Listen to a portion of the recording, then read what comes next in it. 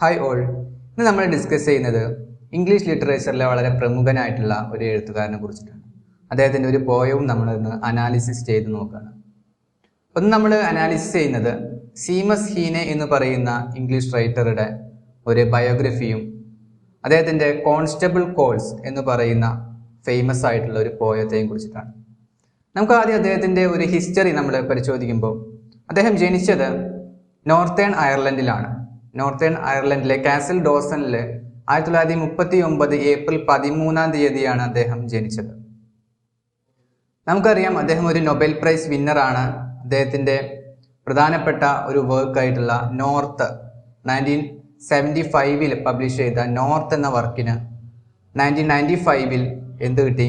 Nobel prize കിട്ടിയിട്ടുണ്ട്. അപ്പോൾ Nobel prize കിട്ടിയ ഒരു വ്യക്തിയാണ് നമ്മുടെ സീമസ് ഹീനെ എന്ന് പറയുന്ന ഈ റൈറ്റർ.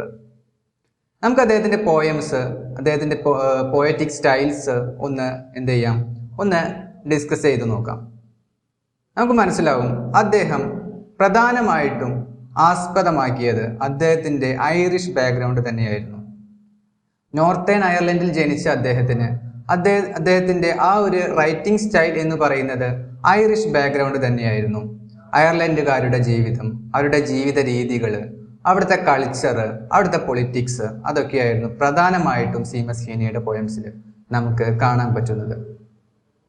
പ്രധാനമായിട്ടും അദ്ദേഹം ചൈൽഡ്ഹുഡ് എക്സ്പീരിയൻസിനാണ് പ്രാധാന്യം നൽകിയത്. ഒരു കുട്ടിയുടെ പെർസ്പെക്റ്റീവിലാണ് മോസ്റ്റ് ഓഫ് ദ പോയംസും അദ്ദേഹം എഴുതിയിട്ടുള്ളത്. അതായത് ചൈൽഡ്ഹുഡ് എക്സ്പീരിയൻസ് ആയിരുന്നു കൂടുതലായിട്ടും അദ്ദേഹം ഫോക്കസ് ചെയ്തിരുന്നത്. ഒരു കുട്ടിയുടെ ഒരു പെർസ്പെക്റ്റീവ്, അതായത് നമ്മൾ കോൺസ്റ്റബിൾ കോൾസ് പരിശോധിക്കുമ്പോൾ തന്നെ നമുക്ക് മനസ്സിലാവും ഒരു ചൈൽഡിന്റെ പെർസ്പെക്റ്റീവിലാണ് അദ്ദേഹം അത് എഴുതിയിട്ടുള്ളത്. ഒരു കുട്ടി എങ്ങനെയാണ് അവിടുത്തെ പ്രശ്നങ്ങൾ നോക്കിക്കാണുന്നത് എന്നാണ് അദ്ദേഹം ഈ ഒരു പോയത്തിലൂടെ പറയുന്നത്. നമുക്ക് അദ്ദേഹത്തിന്റെ പോയംസ് ഒക്കെ ഒന്ന് പരിശോധിച്ച് നോക്കുമ്പോൾ നമുക്ക് മനസ്സിലാവുന്ന പ്രധാനപ്പെട്ട ഒരു കാര്യം എന്ന് പറയുന്നത് അയർലൻഡ് അദ്ദേഹത്തിനെ വളരെയധികം സ്വാധീനിച്ച ഒരു നാടാണ്. അദ്ദേഹത്തിന്റെ ജന്മനാടായതുകൊണ്ട് തന്നെ വളരെയധികം സ്വാധീനിച്ച ഒരു നാടാണ്. നമുക്കറിയാം അദ്ദേഹത്തിന്റെ പോയംസിൽ പ്രധാനമായിട്ടും അദ്ദേഹം ഡിസ്കസ് ചെയ്തത് അവിടെ നിലനിന്നിരുന്ന കാത്തലിക്സും പ്രൊട്ടസ്റ്റന്റും തമ്മിലുള്ള പ്രശ്നങ്ങൾ അല്ലെങ്കിൽ കോൺഫ്ലിക്ട്സ് ആണ്. അദ്ദേഹത്തിന്റെ മോസ്റ്റ് ഓഫ് ദ പോയംസ് നമ്മൾ പരിശോധിച്ച് നോക്കുമ്പോൾ എല്ലാം delt with conflicts between Protestant and Catholics. കൂടാതെ ചൈൽഡ്ഹുഡ് എക്സ്പീരിയൻസ്, നമ്മൾ നേരത്തെ പറഞ്ഞു, ചൈൽഡ്ഹുഡ് എക്സ്പീരിയൻസസ്, അതായത് അദ്ദേഹത്തിന്റെ ചെറുപ്പകാലത്ത് അനുഭവിക്കേണ്ടി വന്ന കാര്യങ്ങളും അദ്ദേഹം തൻ്റെ അച്ഛനിൽ നിന്നും തൻ്റെ ഒരു ഐറിഷ് ബാക്ക്ഗ്രൗണ്ടിൽ നിന്നും അദ്ദേഹം കുട്ടിയായിരിക്കുമ്പോൾ മനസ്സിലാക്കിയ കാര്യങ്ങളൊക്കെയാണ് ഈ ഒരു എല്ലാ പോയംസിലും നമുക്ക് കാണാൻ വേണ്ടി പറ്റുന്നത്. ഇനി നമ്മൾ കോൺസ്റ്റബിൾ കോൾസ് എന്ന് പറയുന്ന അദ്ദേഹത്തിന്റെ വളരെ ഫേമസ് ആയിട്ടുള്ള ഒരു പോയുണ്ട്. അതിനെപ്പറ്റി നമുക്കൊന്ന് ചർച്ച ചെയ്ത് നോക്കാം. കോൺസ്റ്റബിൾ കോൾസ് നമ്മൾ പരിശോധിക്കുമ്പോൾ നമുക്ക് മനസ്സിലാവും ഇതും അദ്ദേഹം ഒരു ചൈൽഡിന്റെ പെർസ്പെക്റ്റീവിലാണ് അദ്ദേഹം എഴുതിയിട്ടുള്ളത്. ഇനി നമ്മൾ അതിന്റെ ഒരു അനാലിസിസ് അല്ലെങ്കിൽ അതിന്റെ ഒരു ഡെപ്തിലേക്ക് നമ്മൾ പോകുമ്പോൾ നമുക്ക് മനസ്സിലാവും ഈ ഒരു പോയവും എന്താണ് ഡിസ്കസ് ചെയ്യുന്നത്? Conflicts between Protestant and Catholics. അയർലൻഡിൽ നിലനിന്നിരുന്ന പ്രൊട്ടസ്റ്റന്റുകളും കാത്തലിക്സും തമ്മിലുള്ള ഒരു പ്രശ്നം, ഒരുപാട് പ്രശ്നങ്ങൾ അവർക്കിടയിൽ നിലനിന്നിരുന്നു. അതിനെ പറ്റിയിട്ട് അദ്ദേഹം ഡീപ്പായിട്ട് ചിന്തിച്ചിട്ട് എഴുതിയ ഒരു പോയാണ് കോൺസ്റ്റബിൾ കോൾസ്. നമുക്ക് മനസ്സിലാവും അതിലെ ഓരോ വരികളും അവരുടെ പ്രശ്നങ്ങളെ പറ്റിയിട്ട് ഡിസ്കസ് ചെയ്യാണ്.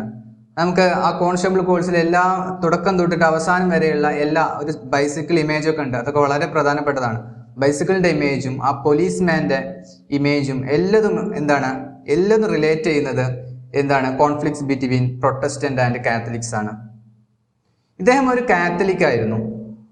ഈ പോയത്തിന്റെ ഒരു സമ്മറി നമ്മൾ പരിശോധിക്കുമ്പോൾ നമുക്ക് മനസ്സിലാവുന്ന കാര്യം എന്താണെന്ന് വെച്ചിട്ടുണ്ടെങ്കിൽ ഇദ്ദേഹത്തിന്റെ വീട്ടില് ഇദ്ദേഹവും അച്ഛനും ഉണ്ട്. അപ്പൊ ഇദ്ദേഹത്തിന്റെ വീട്ടിലേക്ക് പ്രൊട്ടസ്റ്റന്റ് ആയിട്ടുള്ള ഒരു പോലീസ്മാൻ വിസിറ്റ് ചെയ്യാണ്. എന്തിനു വേണ്ടിയിട്ടാണെന്ന് വെച്ചിട്ടുണ്ടെങ്കിൽ അവിടെയുള്ള അഗ്രികൾച്ചറൽ സ്റ്റാറ്റിസ്റ്റിക്സ് പരിശോധിക്കാൻ വേണ്ടിയിട്ടാണ്. അപ്പൊ അദ്ദേഹത്തിന്റെ ഫാദറിന് ഒരുപാട് കൃഷി ഉണ്ടായിരുന്നു, അതിൽ നിന്ന് വരുമാനങ്ങൾ ഉണ്ടായിരുന്നു. പക്ഷെ എല്ലാ വർഷവും ടാക്സസ് അടയ്ക്കണം.